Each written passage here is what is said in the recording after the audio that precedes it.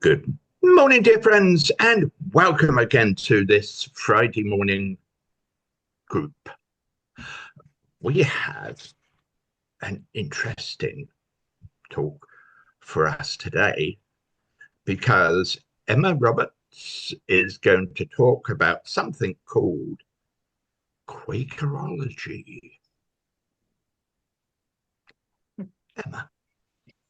Well, thank you so much for inviting me. I have seen you on YouTube, so I can see that you talk about all sorts of different things. Um, and I suppose what I want to talk you through is why this idea came into being and what I'm trying to do with it, really. And then I'll show you a few clips of what I've done and I'll share my screen and I can talk you through some of the videos that you'll find on there. So back in October, there was a conference called the Future of Quakerism in Britain conference. And I had quite a long drive to get up there. It's in a very convenient location, actually, quite central to the country.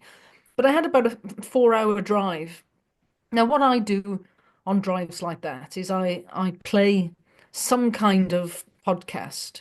Rather than listening to music, I listen to conversations. And there's various podcasters now on YouTube do these things. And as you know, someone recently pointed out, conversations are the oldest form of human entertainment, you know. So there's something very deeply in our makeup that enjoys just a good conversation. So I listened all the way up, 4 hours worth of conversation about various topics, world affairs, etc. And then I was there at the weekend for the conference and I heard many different talks and had uh, real live face-to-face conversations. Remember those? Um, Most things have moved online, but it is lovely, isn't it, to meet together and actually have face-to-face long conversations. And I was reflecting then all the way through that weekend of, who am I talking to? Who's there? What are their thoughts about the future of Quakers? Are we going in the wrong directions in some way? Are we perhaps losing some of the early insights of what Quakers were about, and all of these kinds of interesting things. And I got back into my car on the Sunday afternoon for the 4 hour drive back, and I thought, well, I really want to start listening to a conversation about Quakers. I don't really want to now talk about American politics. I actually want to listen to some Quaker type topics. And I sat there in the car for a few minutes. I thought, well, there isn't anything like this. So I think I just kind of drove off in a grumble. I was a bit dissatisfied about the conversations that had happened on the weekend. I thought they're all just saying the same thing we've been saying for the last 10 years. And I really want to hear some fresh opinions, if you like. We've heard from Paul Parker and Ben Pink Dandelion and whoever else.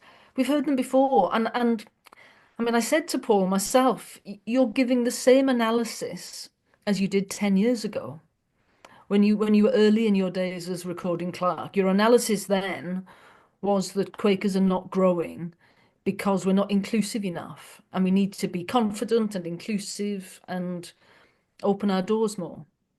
And I said, you're still saying the same thing, Paul. He takes it on the chin. We know each other quite well.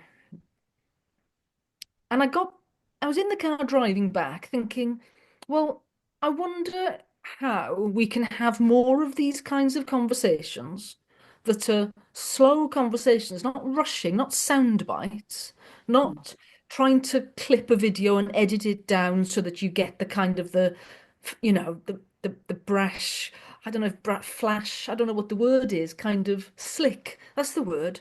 Slick. I don't want it to be slick. I want it to be a slow unfolding conversation where we mull things over. Mm, mm, And it started to occur to me that, I've been in Quakers 20 years now. And even in my phone, I've got phone numbers of people all across the country. So I spent 20 years in Yorkshire, so I know lots of Quakers across Yorkshire, and particularly in Leeds. And I'm now back in Wales, so I know lots of Quakers across Wales. I was involved in Quaker Life Central Committee, so I know friends from across the country. I thought, I can do this. I can start this. So by the time I'd got home, all of these things just had come to me. Quakerology. What a great title. I can say that to somebody and they'll remember it. One of the biggest problems you have online is, how do you spell that thing? How do I look for it? What's it called again? I've forgotten. I thought Quakerology is something everybody will remember. And I wanted to use imagery that I have copyright over. And here is the picture that I drew this myself. So I know I have, I don't have to ask anyone's permission for that picture.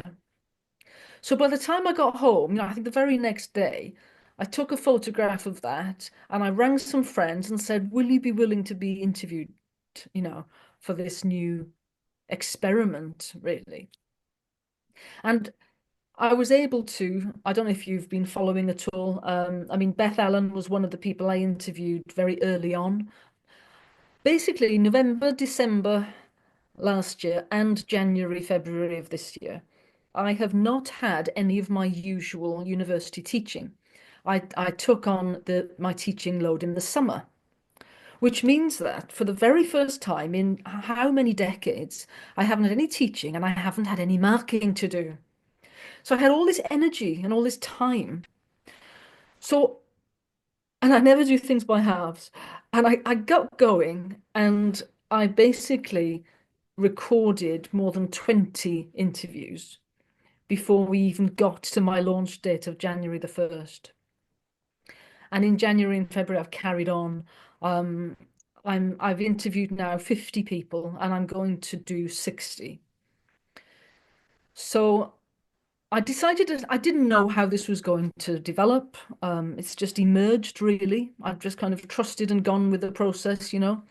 It's tiring, it's a lot of work, but I'm enjoying it. And it came to me that I would stop at 60 because there's a resonance, isn't there? Do you know what the resonance is? Why is it, thinking back to the history of Friends back in the early, early days, 60 was the number of friends that was sent out with George Fox to spread the word of Quakerism. The Valiant 60. Have you heard of that phrase? So when George Fox was going around preaching and people were following him saying, this is so important, they paired up and they went off in pairs around the country and there were 60 of them. So I thought, it just came to me, I've got to stop sometime. I'm going to wear myself out. And 60 is what I'm aiming for.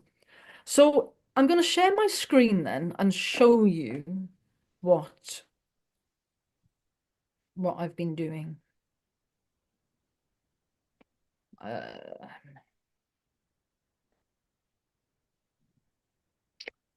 So can you see my screen there with all of these videos? Yeah. Okay, there's 50 of them so far. And basically everyone is named with the person's name. So you can search for, basically, if you put it into Google and Google Quakerology Beth Allen, you'll come straight to this video, or you can go into YouTube. So I've made it very searchable by the person's name. And then try to mention the word Quaker as much as possible, obviously in the title, so people can search for it if they want.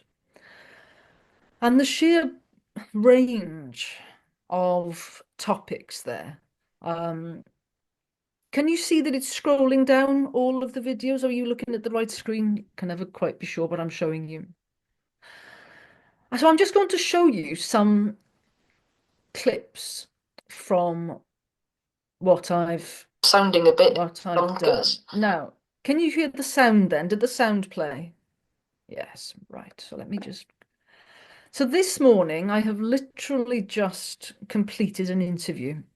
And I know Angela is one of your beloved members, and I can see she's not with us today, but my partner is Angela's daughter. So Angela's daughter is Iona there on the left of the screen.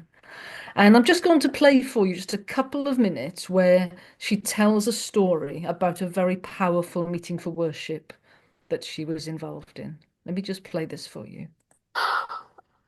But I think it's the term energetic connections and the healing power of that, the connectedness of that. There's some similarities there, which I think is really helpful. Yeah, definitely. You can heal each other's spiritual experiences, can't you? And I think that's what a really gathered meeting where there's good ministry. I don't think you can, sometimes you can have silent meetings, but you've got to know each other well to have a really gathered, completely silent meeting. I think you need to have input somewhere, something, a drop here or something to kind of link it to. Because, and of course, what happens is that when people do minister, people think, oh, that's what I was thinking. And you put it so much more better than I would have done, whatever. So yes, definitely. And the meeting I was telling you about where I ministered about this family connection thing. We'd had someone, it was about this time of year, it was around Mother's Day, and someone had stood up and said, oh, it's Mother's Day. My mum died last year, so I'm thinking about what I'm going to do for Mother's Day. She's not here anymore, but I would. So we had this a lot of ministry, but it didn't feel too much, where people were talking about, being connected to their mothers or being with their mothers, or just a whole thing, a whole exploration of relationship, and I did that ministry about being really connected to the ancestors, and just knowing that I was a part of that molecule connection, if you like. And it went on, and so long it was past the time we were supposed to shake hands, and we're still. And someone at the end stood up, and he said, I rarely come to meeting. He was the partner of someone who used to come. He said, I rarely come to the meeting. And this is the first time I've spoken. He said, but I really wanted to come today because my mum died yesterday. And I just wanted to come, and now I know why I'm coming. It was one of those, whoa, gosh, it was such an, you talk about certain times in meeting where it blows your mind. Talk about healing, and the fact that I can still remember it, as can you talk to anyone who was there and they remember that as it be, I don't know, being like a collective kind of holding of everyone, because everyone's had a mother, and of that experience that you can really, I don't know what for him it would have been.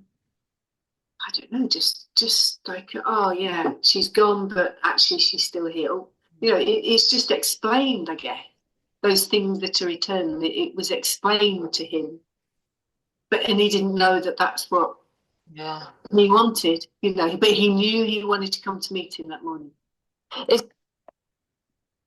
So that's one clip that I wanted to just play to you, which again is relevant here, perhaps because of Angela's connection. There's another one that I just want to show to you. Sorry, I just need to. There you go. I'm going to just show you this one, which is a woman called Sarah Lane. Now, she is a prison chaplain, and I am also a prison chaplain, you see. And here we are talking about her work. She's already told the story by this point of becoming a chaplain and working with the prisoners. But I hope I've got the right section of this interview. But we're just about to start talking about a creative piece of work that she helped the prisoners do. A picture of it. One of the prisoners was a particularly good artist, and he took on the role of sort of designing it. So yeah, he's inside of it. So we've got the candle. That's what it's the candle that's in the light, because it's the light. Because everything comes from the light. So they were very happy to use that image. And some of them would call it Allah or God or whatever. and then the queue for the Quakers, and then they wanted to put the testimonies around the outside, so they did them around the circle. And then the little people, there's 16 there, they are actually, there's me and my colleague, and there's and one or two visitors who occasionally they'd come in to support the Quaker meeting, and some of them came pretty regularly, so there's one or two of them as well, and all the rest are prisoners.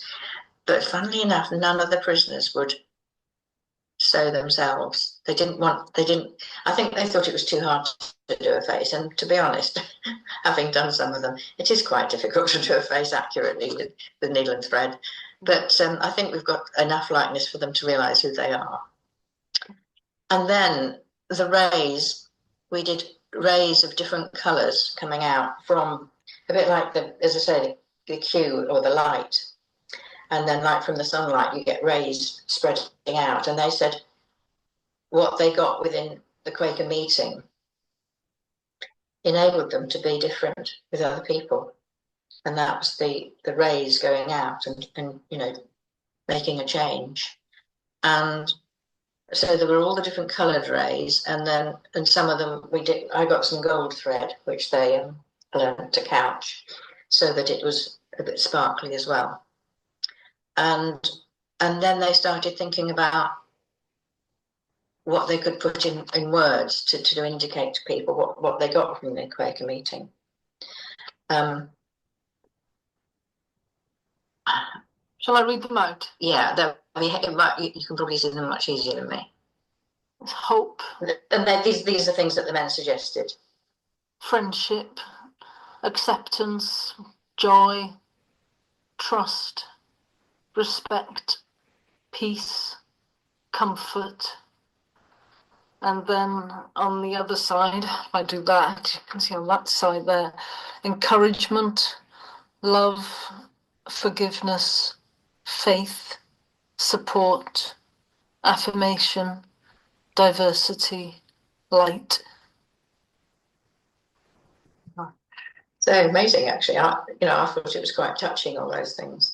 So the guy who did it, put it all in on there, and then I had to find out. I went up to the Kendal tapestry, and also you can get books about it and how it was made, and how to transfer the design onto the tapestry. And what you have to do, you have to get it drawn out on some calico, and then you, but you have to. No, you do it out on some paper, and then you iron it onto this calico, because it has to be back to front, because you back your tapestry. So I'll just stop that there, because obviously you can watch this.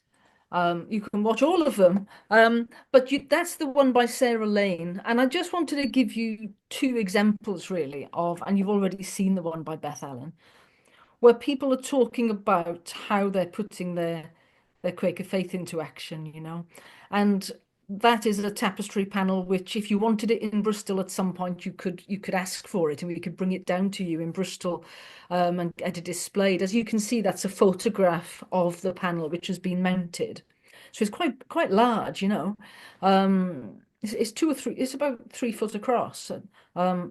It's just fascinating, and the whole story. It's not just the artifact to look at, is it? It's the story of seeing Sarah, who talks so humbly about what she did. She doesn't really feel like she did anything. But one of the things that I really love about these stories that I've been getting is that you really see it unfold. You see the way in which people think about their Quaker meeting, what they do as a result of putting their faith into action. The amount of hours and hours and hours of commitment that she put into bringing that piece of work about, going in and out of Long Lartin prison. It's just such a wonderful story. So I suppose the whole range across 60 interviews is doing a number of different things. I think it's partly a social history project. I mean, I'm interviewing people in their 80s and 90s. And I don't know if you've heard of Eric Walker. Have you heard of Eric Walker? He just turned 100 and he's going to be interviewed next week. I'm so pleased. Um, so, we are looking at a social history project actually, because in 10, 20 years' time, we're going to look back on these and some of these people will no longer be with us. So that's wonderful in itself. But then you're also looking at the variety of people. So when you read through the descriptions, if you wanted to listen to another one and you want to kind of think about which one you might want to choose, some of them have been influenced by Buddhism or Hinduism. Some of them have come from a Church of England background. Some have come from an atheist background. All sorts of different experiences. And that's one of the things that I wanted to show is that there's a variety of beliefs, variety of opinions and perspectives on the world. And I suppose the reason why I think that's so important is that I do worry a lot about cancel culture. And I think I worry about it in broader society, but I worry about it in Quakers as well. And that, for example, people who voted for Brexit, as an example, I think at the time there was a general kind of horror that this vote had gone through across Quakers, and yet some people who come to Quakers voted for it, you know? And I think we sometimes assume that we all think the same thing, and we don't. And I think that's okay. I do genuinely think it's okay. We even have some conservatives, we have some I know that would make some people laugh. We we have people who are just stop oil protesters. Rajan, I don't know if you know Rajan, I've interviewed him. But we also have people who think that that's not the right approach at all, and to be disrupting people's lives and to be taking on board, anti-fossil fuels um, policies quickly is going to really severely impact upon the poor and the working class across the country. And they for good reasons, honourable intentions, they believe that that's not the right approach. And all of us worship together in a Quaker meeting.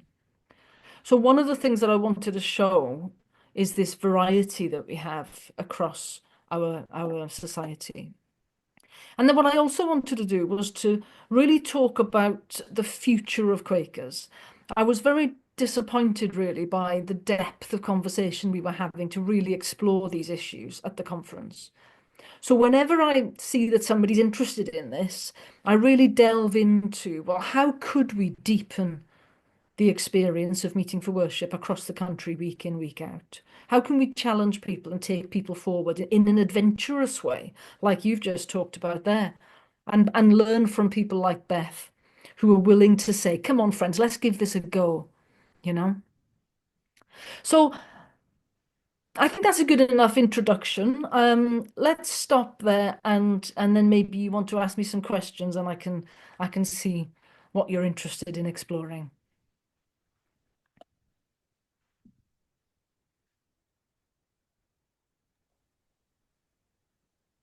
You said about age ranges and all this type of thing.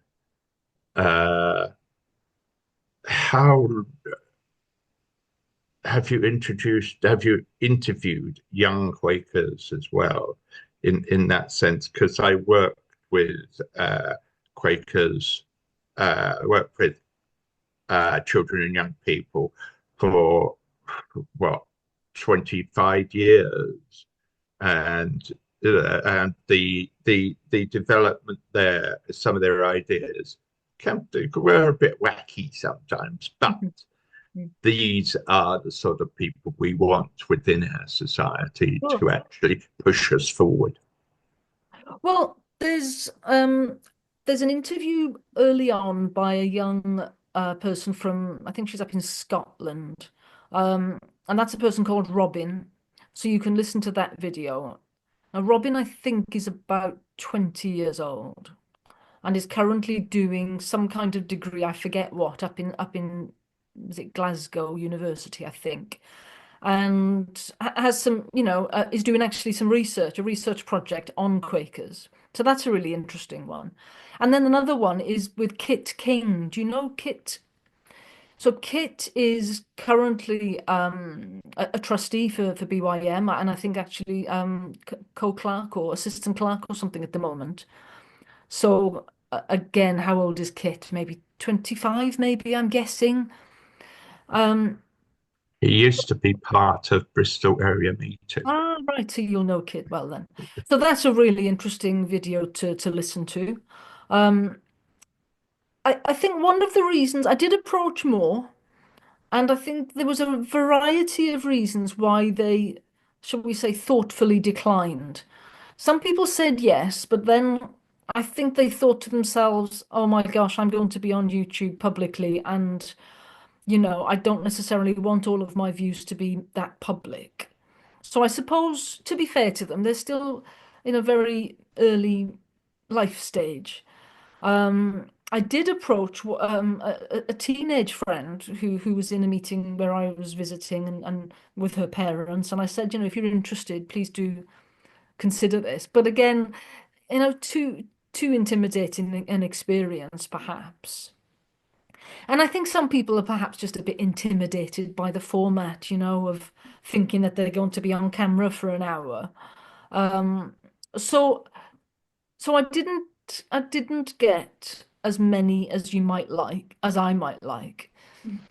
And the other thing to say, right, if you know anybody who would be willing, there's probably I've got one space left. I'm getting very close to the last few that I'm recording now. But if you do know a young person willing to be involved, then put them in touch, this week, and I'll try and squeeze them in.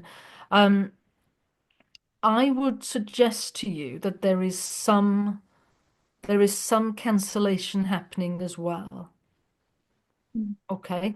Now, what I mean by that is because in this channel I am representing and allowing people to speak, I think the word is platforming. I am platforming a range of speakers.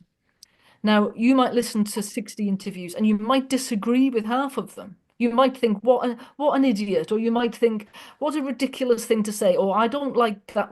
You might have all these opinions, mightn't you? But they're all there. They're all valid.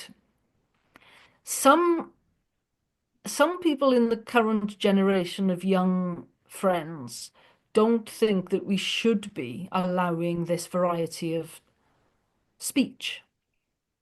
And they think that because I have done some interviews with people they vehemently disagree with, that it's not a good project.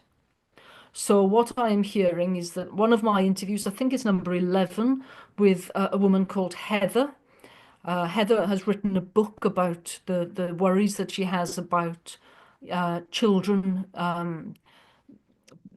being allowed to transition their bodies and take chemicals and take puberty blockers and the dangers of that and her worries about it.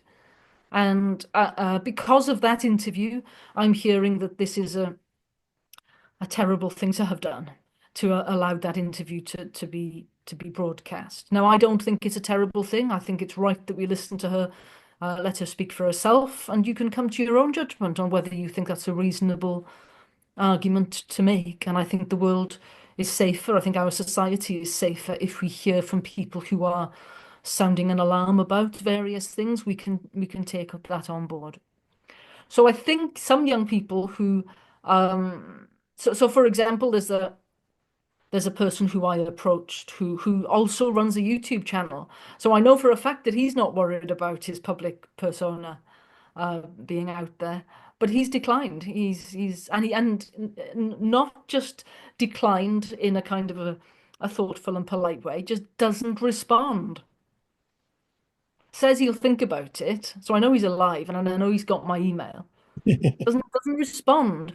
So this is the cancel culture that I worry about, and I don't think it's a good thing, and I don't think we should pander to young people and allow this to happen. I think the grown-ups in the room need to say, look, I know you don't like what this person says.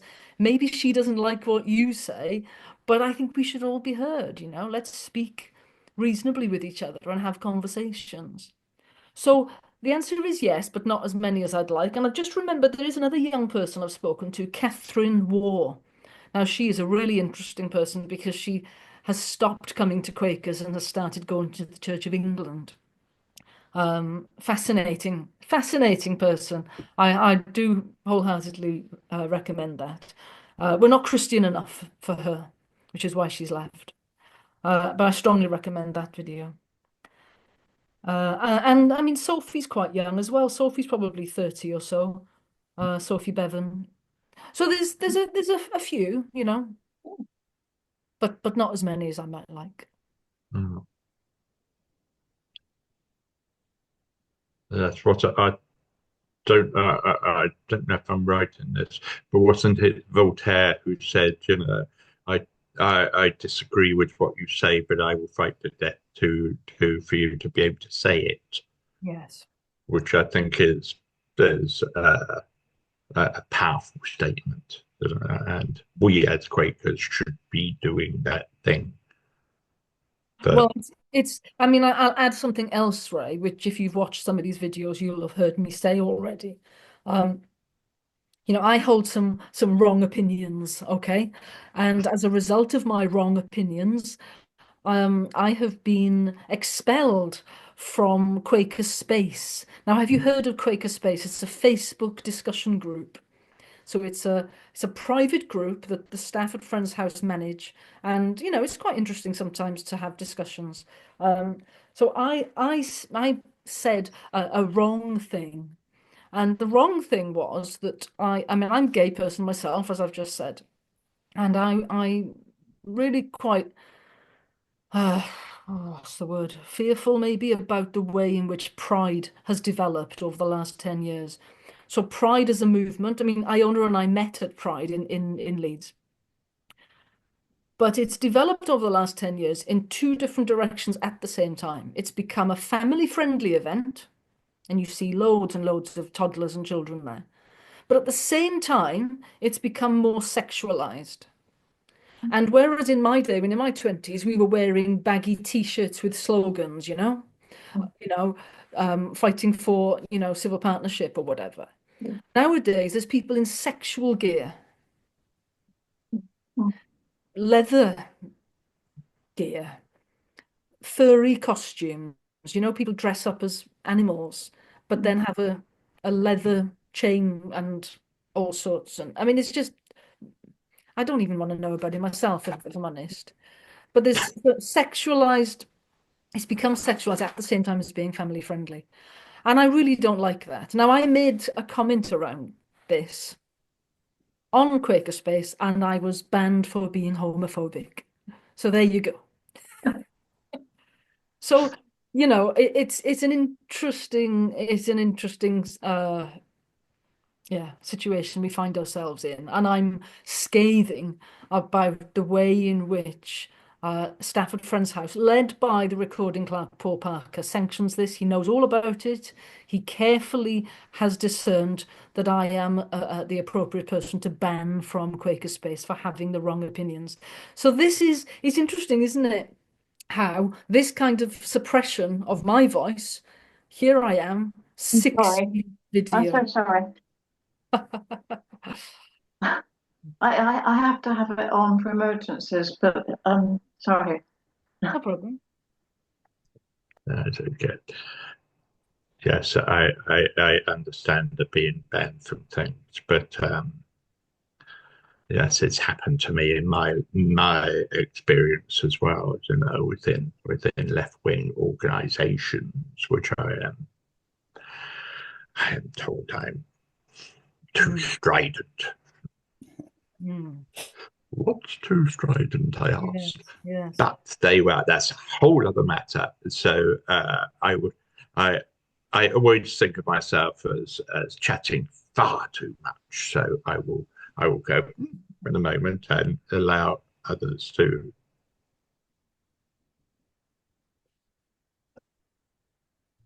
I must say that I find the cancel culture very difficult. I mean, clearly that there have to be boundaries at some point.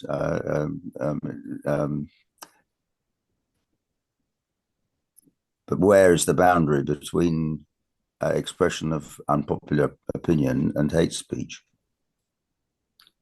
And I think that's something that we, as in the wider society, not just for Friends, is of course, I think one of the major issues of today. I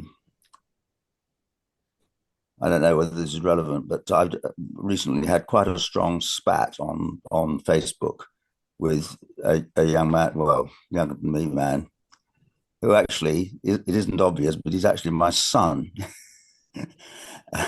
And we disagree absolutely fundamentally about Ukraine. And, and he was saying things which I found totally outrageous, and I just could not refrain from challenging them. And that's good. You know, it was totally painful. I mean, dealing with our relationship over that is an ongoing issue. But it's very important that we both feel free to express our views, and it's I think the sensitivity to unpopular or apparently not politically correct views is, I think, is very insidious, and it's actually poisonous. But as I say, where do you draw the line? I mean, I'm certainly not going to attempt, if I ever wish to defend the rights of Andrew Tate, for example.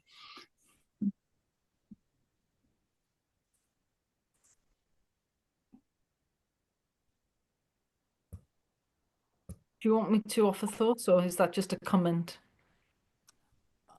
I'm very happy to have you come back on it. I don't know what we can do about it, and I'm very sad that it's happened to you, and particularly emanating from Paul. It seems to me to be totally unreasonable. Yeah. I mean, you mentioned Andrew Tate is an interesting example because, I mean, what he says is odious and grotesque. I mean, one of the things that happened to me a few years ago was I realized that the Brexit vote took me by complete surprise. I did not know that that was coming.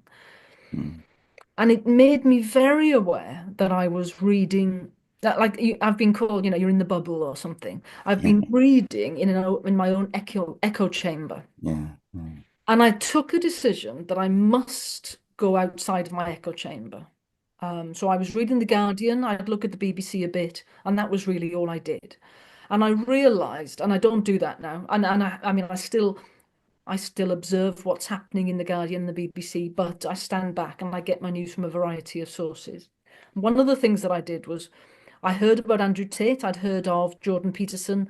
Who was the other person? Probably Elon Musk, someone like that. I'd heard about these people. This is a while ago now. This is like 3 or 4 years ago. And I thought, I've just put them in the camp of they're all terrible people. I wouldn't have been able to give you any detail of that. And I thought to myself, right, this is just irresponsible, really. I need to know when somebody talks about Andrew Tate and somebody talks about Jordan Peterson, what are they talking about?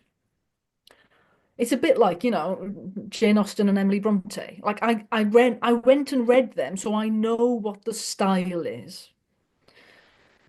So I started to listen personally, directly, not reading about this journalist's opinion of Elon Musk or that person's opinion of Jordan Peterson. I went and watched them, read them, and literally YouTube is great for this. You listen to them speak over quite some time.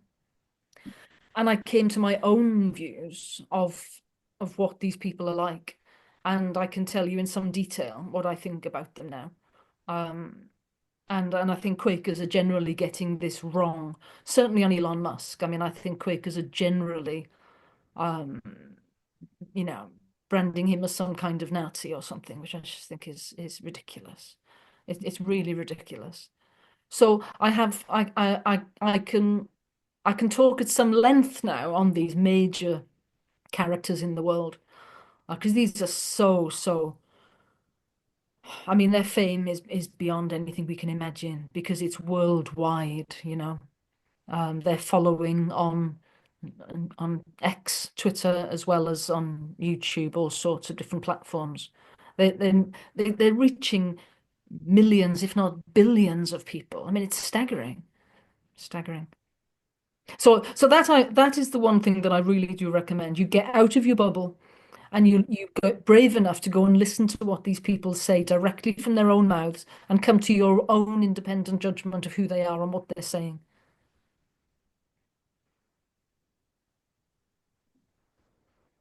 There is a very intellectual right wing, and I would say demagogue, which horrified me when I was reading about him. That's a chap called Douglas Murray. Oh, right, yes, I know, yeah. Ugh, horrible man. But there you go. That's my opinion.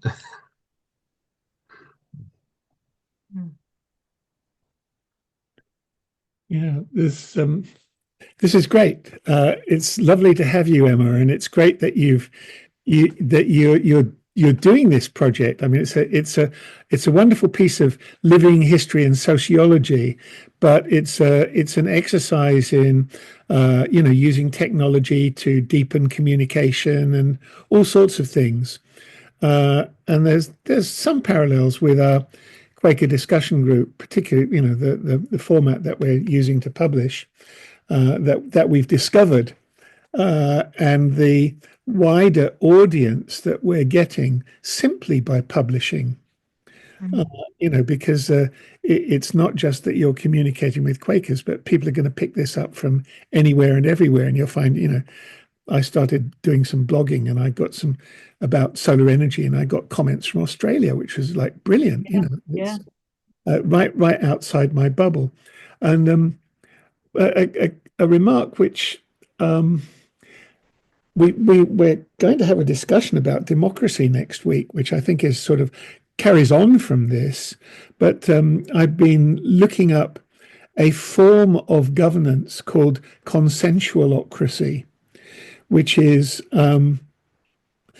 relates quite closely to Quakers' approach to having something be open in a space, and if trying not to move to a conclusion or a vote until there's a sense that this is the feeling of the meeting. And but I sometimes find Quakers a little bit bound up in their own way of doing things. We've done it like this for 300 years, and we're not about to change now, are we? It's sort of like, and the definition of we is, well, you can say that, but you're not actually speaking for me in that.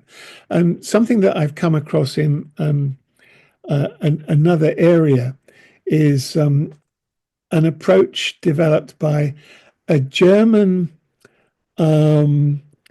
man who grew up in the Steiner tradition. He grew up on a biodynamic farm and went to a Steiner school. And I think there's, Quakers recognize parallels with that movement. And he has, at MIT, working at MIT in a management school there, he has developed a theory called Theory U. And this is about recognizing that there are different levels of communication. And he talks about communicating with an open mind and with an open heart and with an open will. And he sort of teaches how to recognize which level you are speaking from. And if you're talking on the level of the intellect, there's two possibilities. It can be debate or it can be dialogue. Debate is I'm waiting for you to stop so I can say my bit or riposte or get my time, where dialogue is genuinely listening.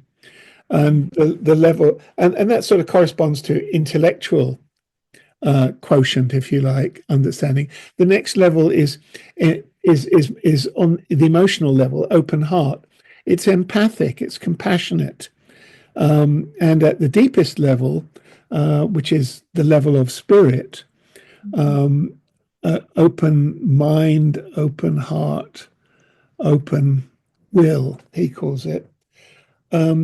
He regards that as a place where the conversation is courageous, and he refers to this still point where you're open at all these levels. He refers to that as presencing, and Quakers will recognize that as in, I was at a meeting and nobody said anything, but it felt gathered. And here you have this teacher at MIT teaching management and teaching what he calls leading from the emerging future. And he's saying it's only when you are able to set aside all your habits and get to a point where you are genuinely present with others that what needs to emerge can emerge. So he's talking about not ideas as in which idea wins, but creating a space in which the needed idea actually emerges and evolves. And there's so much food for that for Quakers, I think. But I'm also aware that, I would be viewed as a spaceman if I start going on about that in many Quaker groups. In fact, I have a bit of backstory where I had been talking to a guy, and I fulfilled the qualifications for a space people. Have you heard of the space people, David? They're like this. And I told this story to my sister. I said, well, I qualify as a space person. And she said, we all knew that already. But that's the point. We actually need to have a space for the people who are expressing differences and helping what needs to emerge come out. And there's a whole piece in there about people being stuck because of trauma and need for conversations that heal, that create healing spaces that allow stuck stuff to come out. And sorry for. It's really interesting that. I mean, I do think that's, I can see parallels there with what I try to do on my videos in the sense of just listening and waiting to see what emerges. There's no plan, there's no preparation. It's not like I think I know where this conversation is going. And conversations all go off in different directions. So it's I think it's really interesting and allowing people to speak and say what they need to say. And until you say it, you don't always know that that was the thing that needed to be said, you But know? you're very knowledgeable, and I've watched a few of your videos. And when you're in conversation, you're able to, where somebody is maybe a bit hesitant about something, you're able to lead them and draw out more because of your knowledge and your empathy. And it would be easy to say, I just interviewed a bunch of people. And if you look at what I do recognize that my background, you see, I mean, I've been a university lecturer and I teach in business schools. So, these ways of trying to get at what people really think. When you've got a bunch of 18-year-olds, for my whole career, I've been sat in a room with 18-year-olds who really do not want to speak. And they don't want to think about things deeply. So that kind of encouraging people to, put into words their view on something, is something that I'm aware of. Yeah. But a lot of it is fear, isn't it? One may have strong opinions about a particular thing and not necessarily want to share them, particularly with people who are important to you, whether it's your family or your Quaker group. You might. I think that is a dreadful form of fear. In fact, where you can kind of say say, shut up in here, and you're making all the right noises, but the real you can be quite shut away. I mean, I usually describe myself as gay, but I mean, for many years I was married and to a man, and then I sort of discovered there were different aspects to myself. Um, and in fact, I think I perhaps discovered rather too many aspects because I have certainly not done well in uh, partnerships of any description. But I've been very happy for the last 30 to 40 years. We haven't got a name for what could be called my central relationship, which is with two other women.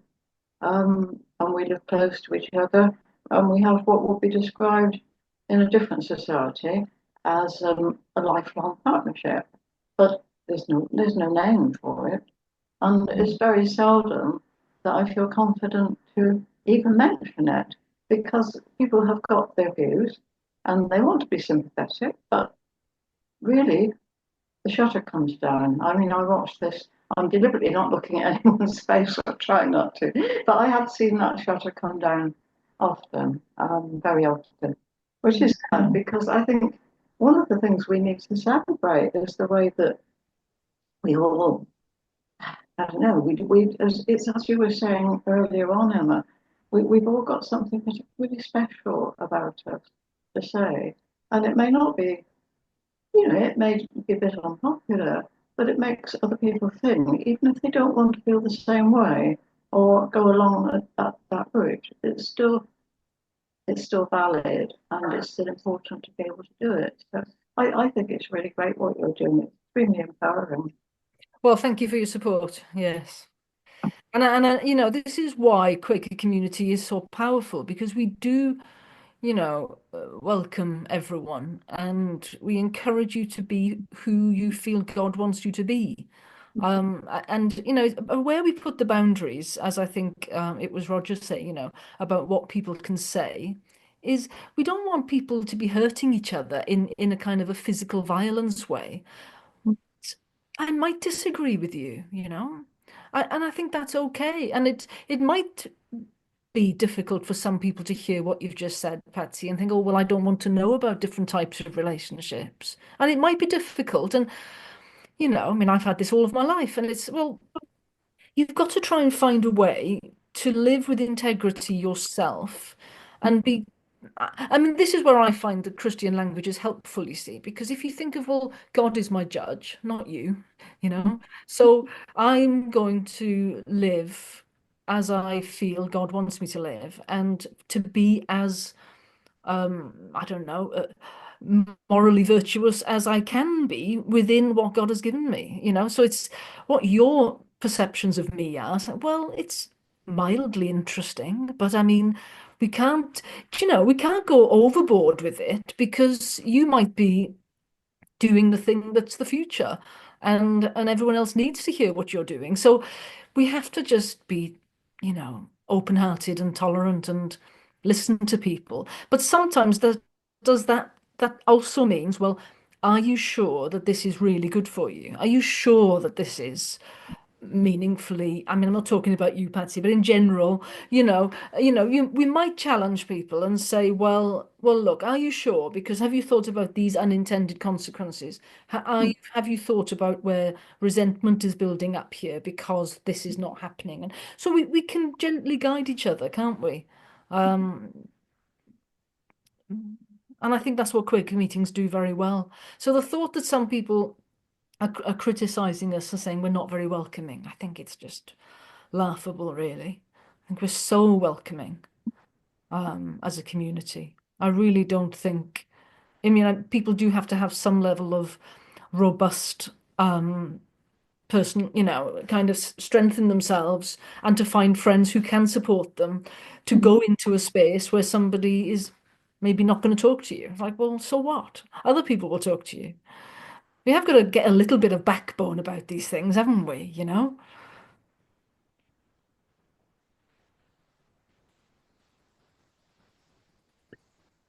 Yeah, but it's yeah. I'm just thinking of now of the challenges that I face with my project work, and times when I actually find it's quite difficult to uh, sort of get myself to the point where I'm confident enough, um, not about what I want to say and my readiness to have a discussion with someone, and to actually engage. And it's partly, we're in times that are quite stressful and aggressive, and yeah, so it's great to have these examples of people going out and talking with others courageously and openly, and people who are prepared to engage. Yeah, it's really great. By the way, one small thing, I did a search on your Quakerology, and YouTube is very good at serving it up because you're publishing it as your name. It's Emma Roberts Quakerology. That's so if you search on Emma Roberts Quakerology, it doesn't find the talks. It finds talks on your channel. And in Quaker talks, the way we found to unite them is by just including the word Quaker talks in them. So you can look up Quaker talks and then somebody's name, and it finds them. It'll work. You just have to mention somebody's name and Quakerology because it's going to make that cross connection.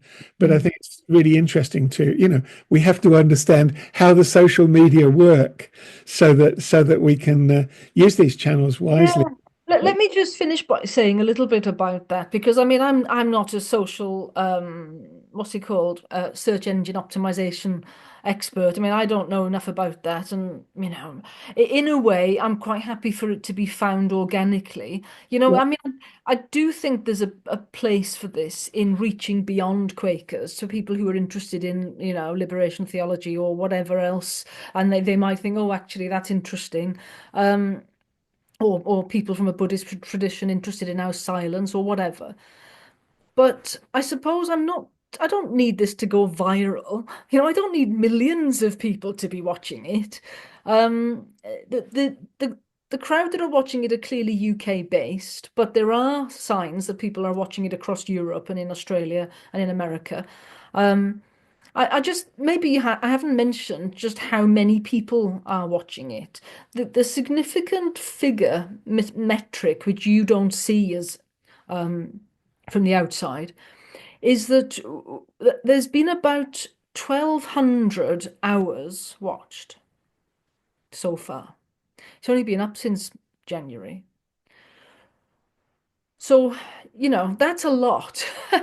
There's something like 170 subscribers, which, many people watch it and never subscribe. They don't think to. So that's not a meaningful metric. And the number of views of any particular video just means how many times somebody's clicked on it. Well, they might just click straight off again. So that's not very meaningful either. But the 1,200 hours so far, we're getting about 15 hours per day. I mean, that's a lot. I think that's a lot. When the suns came out, about a week ago, the sun suddenly came out. Suddenly it dropped. They had been around 20 hours a day, and then suddenly it's gone to more like 12 hours a day. So, I mean, I'm just really pleased with how it's going. And there's no reason why people won't carry on watching them, listening to them, in years to come. Really, it's what's called evergreen content. It's not particularly dateable. It's kind of an ongoing topic, perhaps for the next 5-10 years. So, but I really appreciate your support and your interest in the project, because like I say, I am actually getting a fair amount of pushback, would you believe, negatively, because I'm having too much variety and these dangerous opinions and all of that. So I haven't heard from you, Rosie, but good to have you on the call. I don't know if you No, want to... I was just about to jump in. Yeah. No, thank you so much for your talk. And the impression I'm getting is that you have captured the wide spectrum of views of all of us who call ourselves Quakers. And you started off, at the beginning, you mentioned the Future of Quakerism conference. And interestingly, we're having our own in Bristol, and Paul is coming as the key speaker. But I wondered if, in all the interviews you've done so far, have some thoughts emerged about what the future might be? Shall we continue as we are, or are people coming up with other thoughts and suggestions? That's a big question, I realize, but just if there was 1 or 2 points, I'd be interested to hear. Well, I think there's the more we talk about this, the better, and I hope that you'll think to ask Paul about this when he visits, because I think, as I said, the analysis for the last 10 years is that we're not inclusive enough. Now, what that means is that I think there's a very simplistic notion of what that means, what that we do. It's like, well, if we're not inclusive enough, we want to go out and try and find more black people, for example. Now, I think that's a very simplistic and nonsensical approach. There's an analysis that we're not inclusive enough of trans people and gay people, which I can't even get my head around. I mean, we're so welcoming. There's so many trans people and gay people across our communities that they might not like me. Well, tough, you know? I mean, get on with it. I mean, there's a wonderful phrase in Quaker Faith and Practice that we don't have to like each other, you know? So that analysis, I think, leads us to actions of, well, we're too Christocentric, we're too transphobic, we're too racist. So what we then have to do is get rid of our rules, make sure we don't talk about God too much, make sure we're not too Christian, make sure that we put a trans flag on everything we produce. It's just a bit bonkers. I just don't agree with that analysis. Now, what I'm really interested in exploring with people is, what do you get from Quakers that you can't get from Greenpeace or Friends of the Earth or the Liberal Democrats or whatever, you know, your Death Cafe locally or whatever, or your friendship group? What is it that you get from Quakers? Well, it's a spiritual practice. And it's a spiritual practice which says something very specifically, which is that we can have a direct encounter with a loving presence of God. We can have a direct encounter. It doesn't need priests, it doesn't need rituals. We can have that, and we can create that whenever 2 or 3 of us gather together with that intention to form that community and form that practice. And instead of talking about the solution being something to do with being more inclusive, it's like, let's just get back to what we actually do, the core. Stick to the knitting is, you know, in management terms, is let's get back to the core of what we do. And what we do is we know how to fall into silence together. We know as a group, we come into a room and we can just very quickly be still. Not many groups can do that. There is no one else that does that. So a number of people I speak to say, oh, I'm getting so fed up with Quakers, I'm going looking elsewhere. But you know what? No one else does this. We've cornered the market on this. Nobody does what we do. So there's something very special in what we do. And that to me is the future.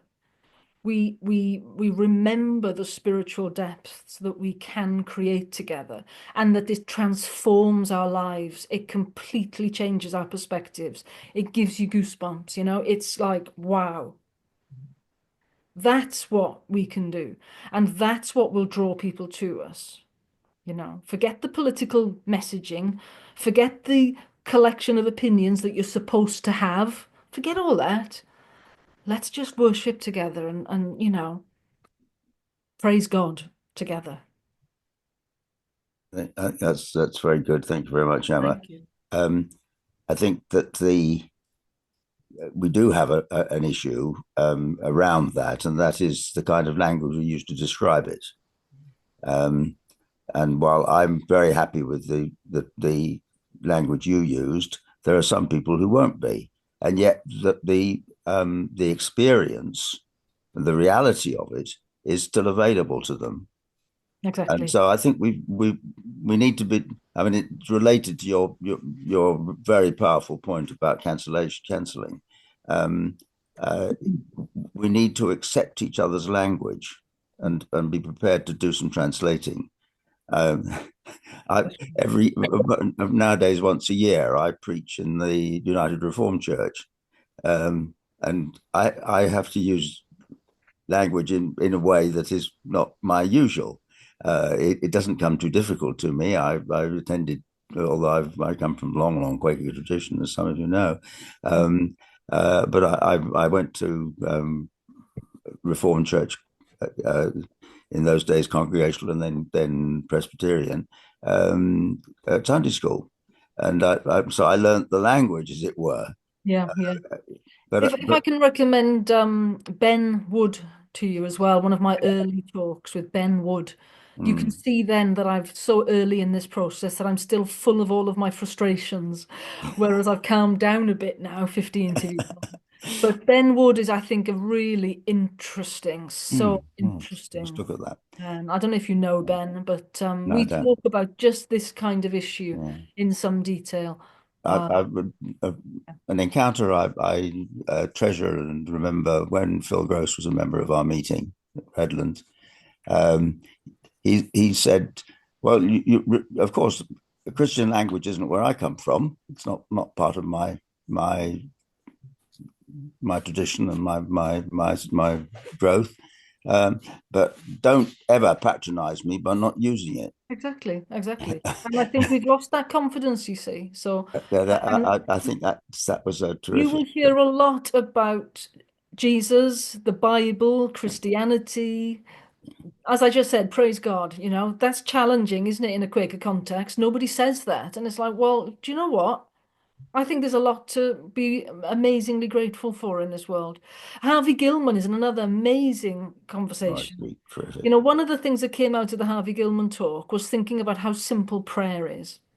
Because it's basically, I mean, I think there's a few different ways of putting this, but it's basically thank you, please, help, sorry, It's like, wow. Oh, that's right. And the last one is wow.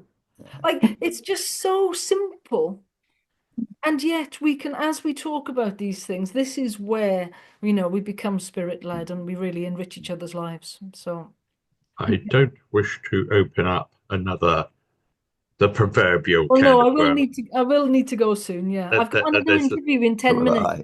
At this later date, but just something which has always frustrated me since I became a Quaker was look around your meeting.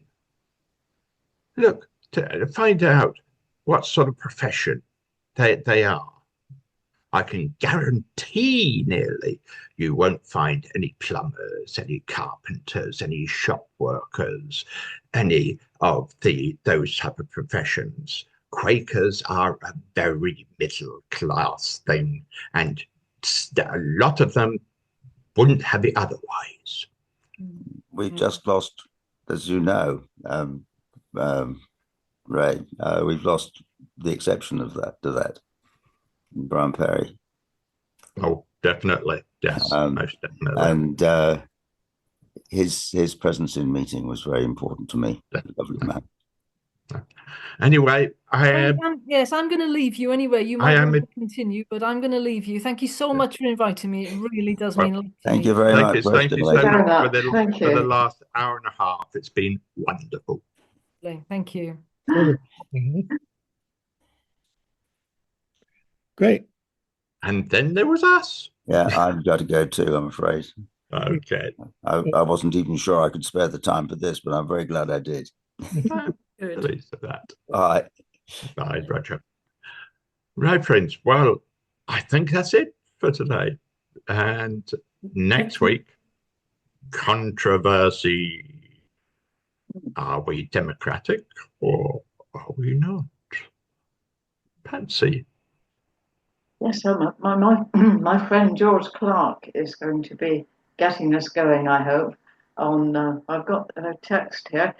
Is true democracy still possible in a world of fake news and A1 doctored videos starts quickly spreading around the world through billionaire-bought polarized media platforms to polarized populations. She's hoping that we'll have a discussion based on that. It's a too long a title to put in a YouTube title, but we can, if we stop it, is true democracy really possible? That will work. That would do, yes. Okay. My friend. Thank you. Bye. Thank you. Bye.